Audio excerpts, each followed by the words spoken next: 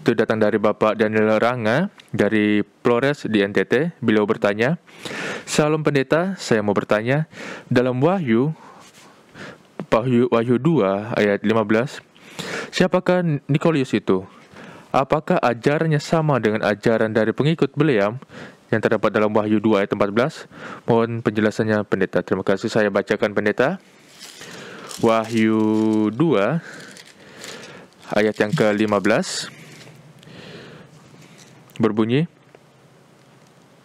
"Demikian juga ada padamu orang-orang yang berpegang kepada ajaran pengikut Nikolaus." Dan ayat yang ke-14, "Tetapi aku mempunyai beberapa keberatan terhadap engkau.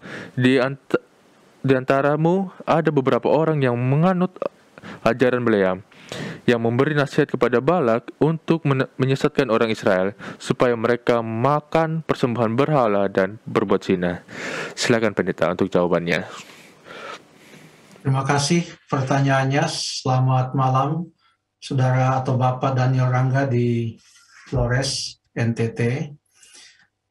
Nama Nikolaus tertulis juga di dalam Kisah pasal yang ke-6 ayat yang ke-5. Dan coba kalau kita baca itu ayat, Kisah pasal yang ke-6 ayat yang ke-5.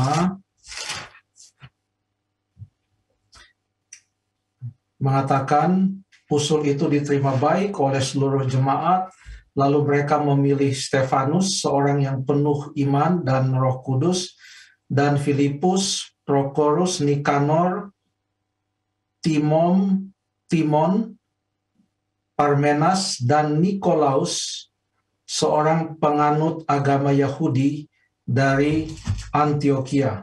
Dia adalah seorang penganut agama Yahudi dari Antioquia. Itu Nikolaus yang ada di dalam Kisah pasal yang ke-6 ayat yang ke-5. Dan dia adalah salah satu dari 7 orang yang dipilih untuk pelayanan.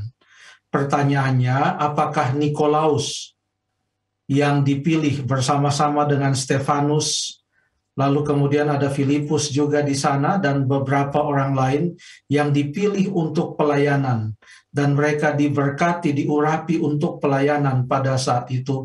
Apakah ini Nikolaus yang sama? Itu yang menjadi pertanyaannya. Dalam Alkitab Perjanjian Baru, kalau ada 2 orang yang berbeda dengan nama yang sama, itu adalah hal yang sangat lazim. 2 orang yang berbeda dengan nama yang sama. Ada nama-nama yang sangat lazim seperti Simon, sedangkan nama Paulus pun ada Sergius Paulus contohnya, gubernur yang ada di Siprus.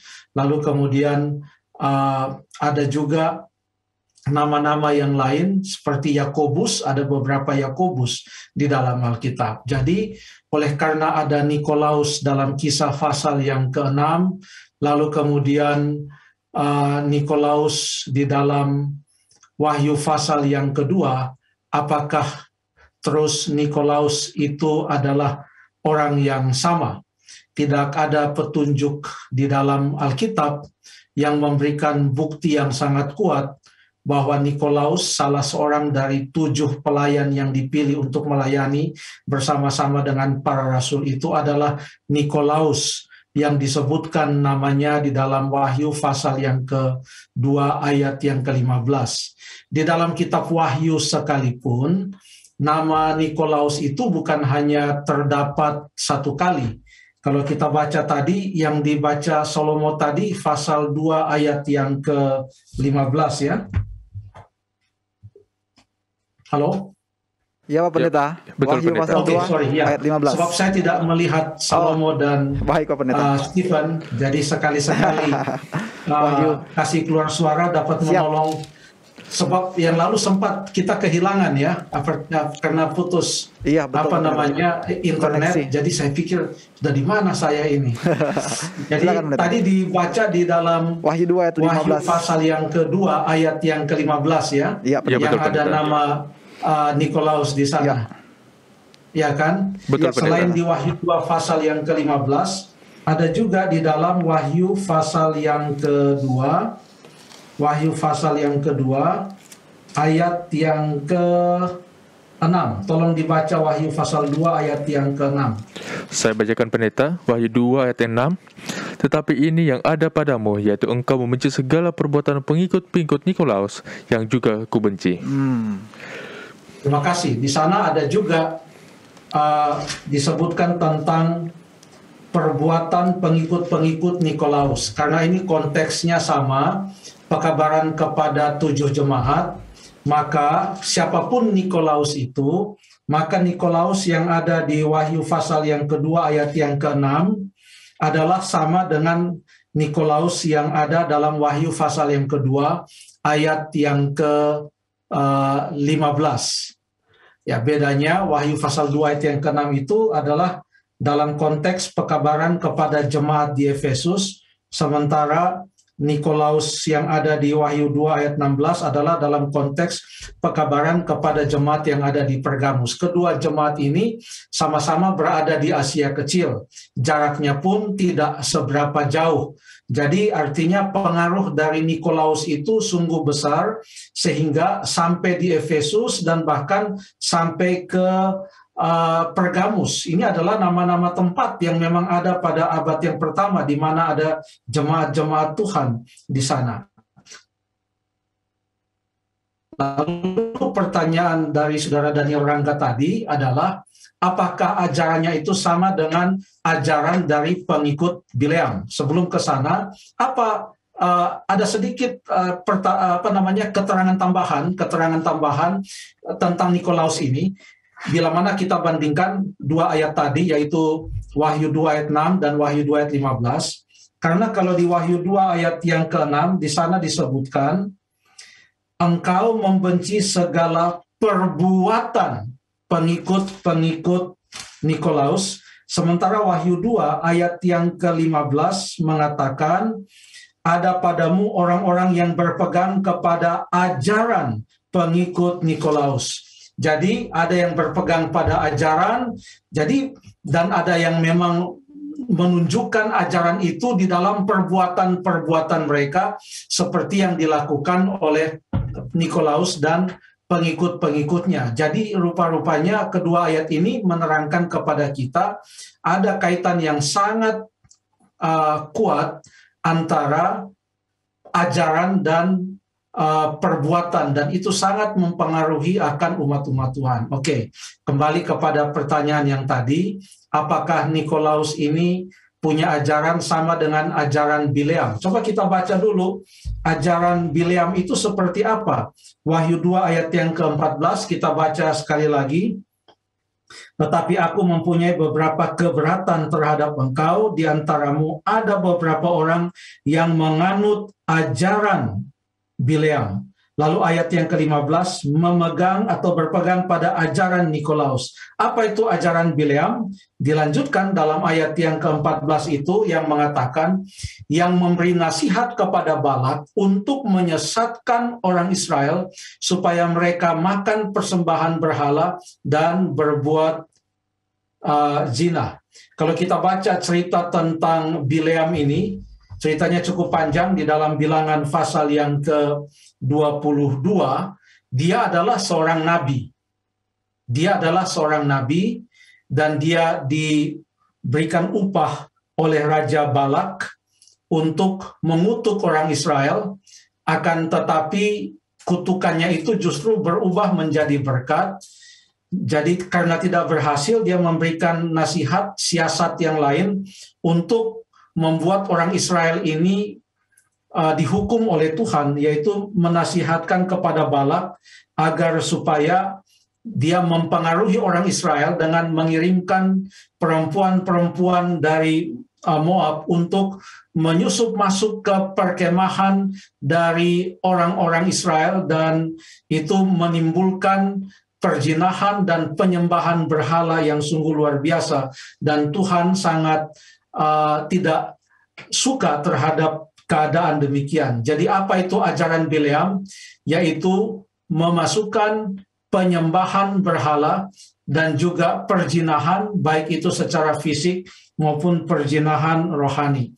Coba kita bandingkan ayat yang ke-14 dengan ayat yang ke-15, karena dalam ayat yang ke-15 dikatakan, demikian juga ada padamu orang-orang yang berpegang pada ajaran pengikut Nikolaus. Dalam bahasa Yunaninya ada satu kata di sana yang ada baiknya kalau kata itu juga diterjemahkan, yaitu setelah kata ajaran pengikut Nikolaus, maka di sana ada kata dalam bahasa Yunani adalah homoios. Homoios itu artinya yang serupa atau yang mirip atau yang sama.